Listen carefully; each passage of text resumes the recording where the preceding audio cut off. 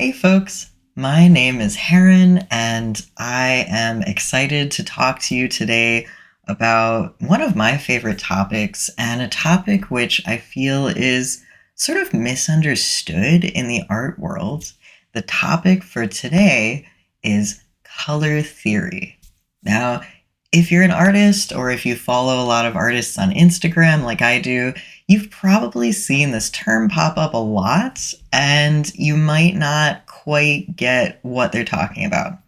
Because a lot of the color theory viral videos that I see going around are specifically about something called complementary colors, and specifically using complementary colors to create shadow that stands out from the main color of an object. For example, using a purple undersketch and a yellow banana to create this high contrast banana. So purple and yellow, they're on opposite sides of the color wheel, and so we call that complementary. But what you may not know is that color theory is not just one concept, it's not even just one theory. Color theory is an entire branch of art. It is an entire branch of art theory which covers many different theories, many different people's theories, many different times, many different countries. Every culture has their own version of this pretty much. And so today I'd like to talk to you a bit about color theory, what it's all about, a few good examples, and how we use it. So I hope you're as excited for this one as I am. You may have heard of the famous ancient Greek philosopher Aristotle.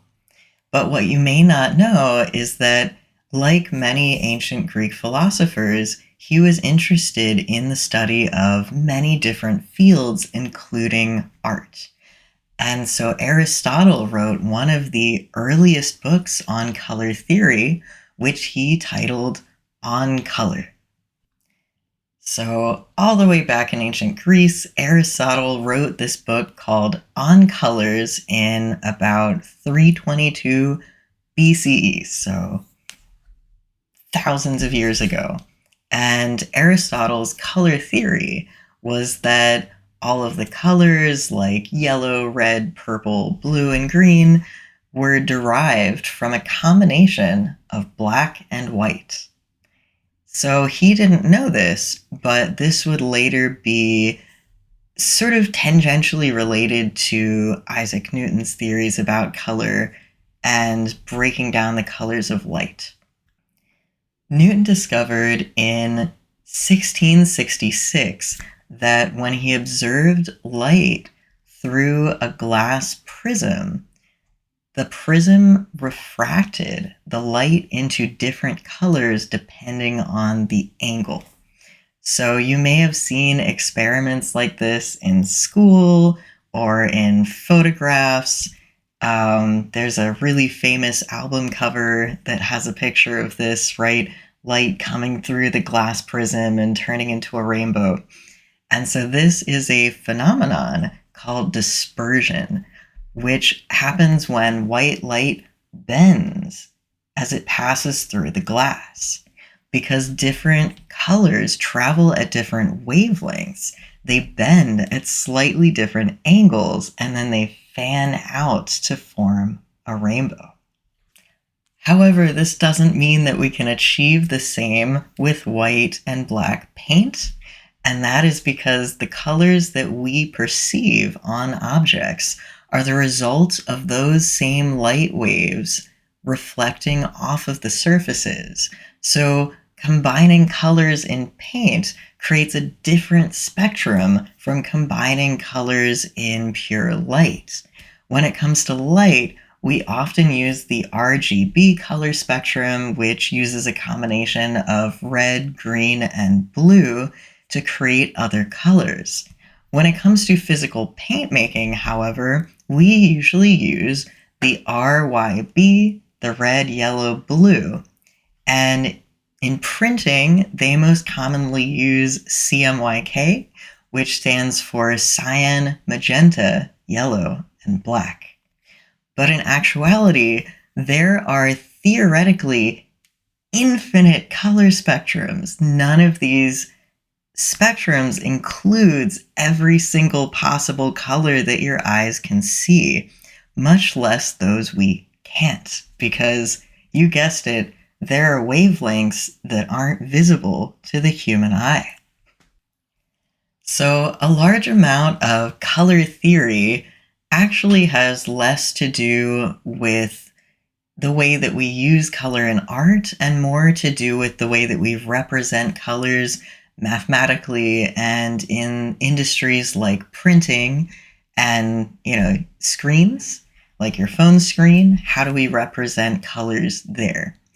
But usually when an artist talks about color theory, that's not what they're talking about, right? They're talking about, how do I use a combination of different colors to create a certain artistic visual effect?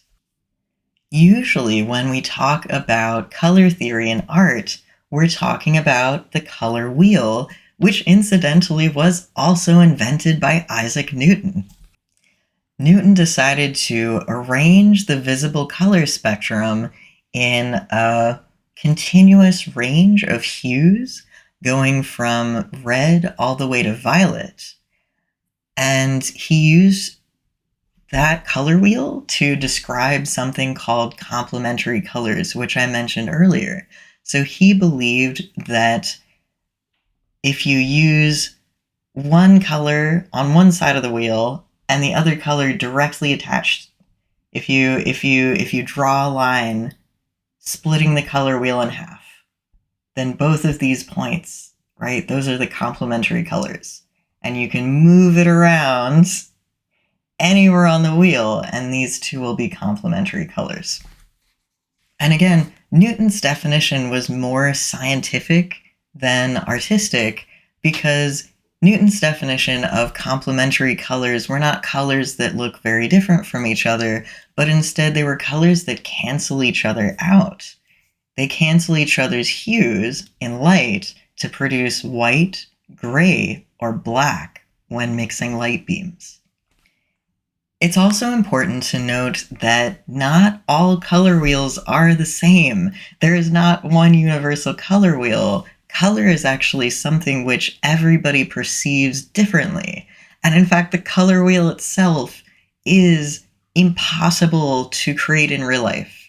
And what I mean by that is that if red is the smallest wavelength and violet is the largest wavelength, then you cannot have a continuous circle. Those colors which are halfway between red and violet can't exist. They aren't real wavelengths, and yet we have some sort of ability to perceive this as a real color.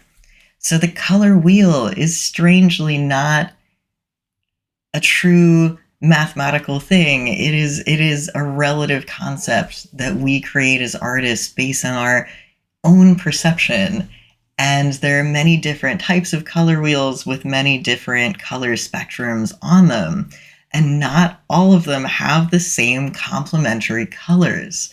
So remember how we said that Newton would take, a line and split the color wheel in half, and whatever color was on this end and on this end, there's a complementary. On some color wheels, the complementary to blue is orange. But on other color wheels, the complementary to blue is yellow. So which one is correct?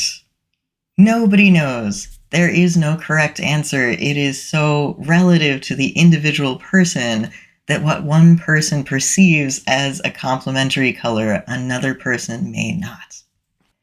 So what a lot of modern day artists, as I mentioned earlier, use complementary colors for is not so much to cancel out colors, but to create more contrast. So whether or not you believe that blue and yellow or blue and orange are perfect complements to each other, I think most of us can agree, if you're not colorblind, that they look very different.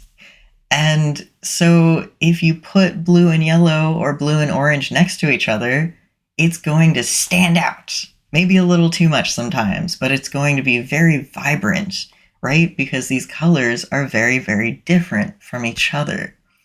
And also because they cancel each other out, right? When you mix them with physical paint, sometimes you get sort of a darker brown or almost a black or a gray. And this also can look higher contrast than just getting a similar shade color. Not only do painters sometimes use complementary colors in order to create high contrast paintings, but also sometimes as sort of a trick of the eye. So they don't always want to combine the high contrast colors and muddy them and create a gray or a brown or a black. Sometimes the goal in using these high contrast colors is to trick people's eyes into seeing more depth than we would actually see. Because a painting is inherently two-dimensional. So how do you make a two-dimensional object look 3D? And some of the tricks that I've seen classical painters do, it's so fascinating because they'll paint a portrait of somebody with a very reddish skin tone, and then they'll come underneath the shadow of the nose, right? Maybe in the nostril or in the corner of the mouth with just a little bit of green. And you can't tell that they've done it. You often can't look at the painting and say, oh, that's red and green. You see the red, and you see this sort of dark shadow, and it pushes the shadow that much further from the red, and it just creates that additional 3D effect. So complementary colors are not the only color scheme that artists use, right? They are one of the first ones, but there are many more. A common color scheme that a lot of artists like to use is called analogous colors. And what that means is that you take 2 or 3 colors that are directly next to each other on the color wheel, and this creates a lot of cohesion and harmony. So if you think of, yellow, green, and blue. So the whole canvas, it's just yellow, green, and blue, and you get this beautiful feeling of, a nice sunny day, there's plants, it's very cohesive, it's very mellow, it doesn't have a lot of high contrast. There's another color scheme which I really love to use, which is called split complementary, which you take the complementary colors and you take the color across from this and you just split it. So say this is blue and this is orange. Then rather than using blue and orange, you might use blue, red, and yellow, right? And it just creates this really interesting, high contrast, very colorful piece. So it's not just the extreme complementary contrast. Now you're creating a little bit more of a triangle, a little more cohesion. You can also do a triadic color scheme, which is forming a perfect triangle on the color wheel. You can create a quadratic, which is, creating a square, and many, many, many more types of color scheme. But basically the gist of it is to create a sense of mathematical balance using the color wheel, which then creates a certain mood or a certain balance to the eye. So this brings me to another one of my favorite types of color theory, another branch of color theory, which is color psychology. So this is more commonly used in marketing and advertising, right? Think in logo design. Why do so many banks have blue logos or black logos, right? Why do so many eco-friendly designs include green? Why do so many startups have this vibrant, crazy orange color? There's a psychology behind what our brain associates with each of these colors. So I'm going to go through real quick, just for fun, some of the psychology, and believe it or not, this is somewhat scientifically proven. There is scientific evidence backing that certain colors do change the way that our brains perceive things. So here's some examples. Red, high energy, passionate, urgency, hungry. Red makes people more hungry. That's why a lot of restaurants use red in their logos. Orange, enthusiasm and communication. So, right, that's the classic startup. That's why they go with orange usually. And then you have yellow, which is happiness, optimism, warmth. Yellow, like the sun. We think a lot of children's things have a lot of yellow in them. They just want them to feel good. And then we've got green, so we're moving into what we call the cool colors. So we're moving from warm colors to cool colors, and that changes the psychology. So green is nature, it's healing, growth. So here we start to get a little more calm, a little more cool. We go to blue, which is trust, security, and calm. And so that's, again, why so many banks use blue in their logo, because it's very secure, it's calm, it's trustworthy. And then we go to purple. Purple is a color of creativity, royal, luxury. There's actually a really cool history behind this too, because it used to be in Europe for years and years, there was this one type of snail that produced purple dye. And they didn't know how to make purple dye without capturing these little snails and turning them into dye. And so only royals could afford purple clothing. So that's why we associate purple with royalty and luxury, because it used to be very, very, very expensive. Then we have black, which is power, elegance, authoritative. So again, that's why a lot of the banks, law firms, they always have black logos. It just looks very professional.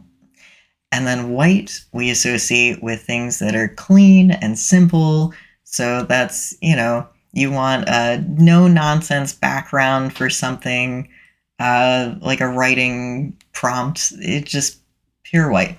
Looks very simple.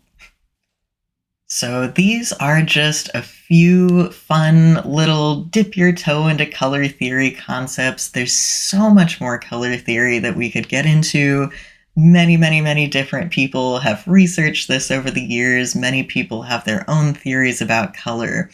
But these are sort of some of the most basic things that you see in art classes and in graphic design and advertising. I know I've already hit on this a few times, but I just want to reiterate that a lot of color theory is subjective. And while elements of color psychology and color theory have roots in things like mathematics and science, everybody's going to have their own unique approach to colors.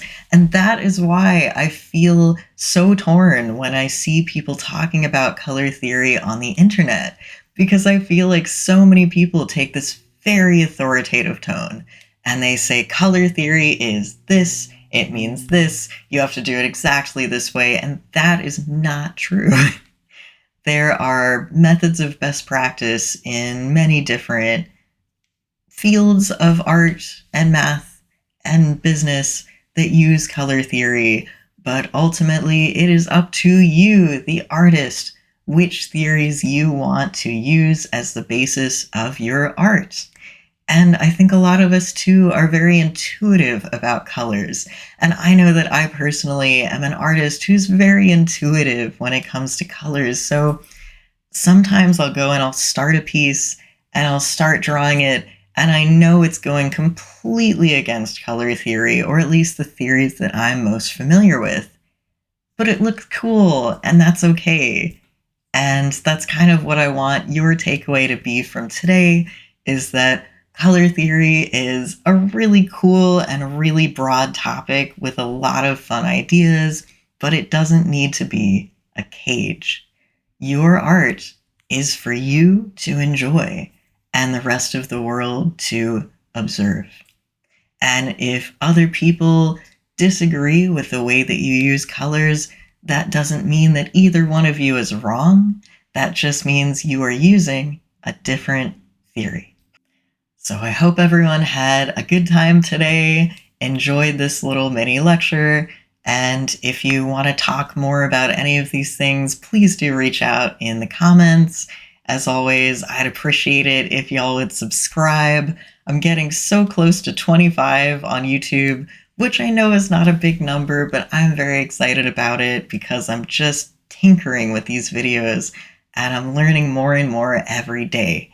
So thank you for joining me. Thank you for listening. Take care, y'all. Stay safe. I'll see you in the next one. Bye bye.